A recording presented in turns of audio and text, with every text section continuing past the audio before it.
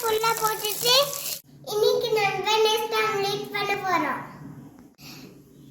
Next omelette செய்யறதுக்கு carrot, cabbage, வெங்காயம் cut பண்ணி வச்சிருக்கேன்.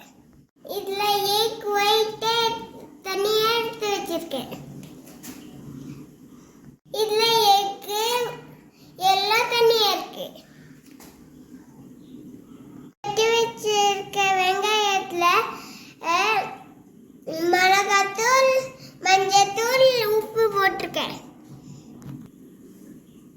இது அப்படியே எல்லா ஒயிட்ல போட்டு பரட்டிக்கலாம். இதை எக் ஒயிட்ல போட்டு பரட்டிக்கலாம்.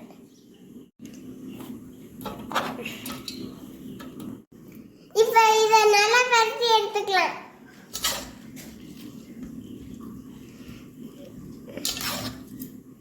இப்ப பேன் வச்சு கொஞ்சம் எண்ணெய் ஊத்திக்கலாம். எக் ஒயிட்டோட இருக்க வெஜிடபிள்ஸ்லாம் உள்ள போட்டுக்கலாம். காய்கறியை ஃபுல்லா போட்டுட்டு எல்லாமே காய்கறியை ஃபுல்லா போட்டுட்டு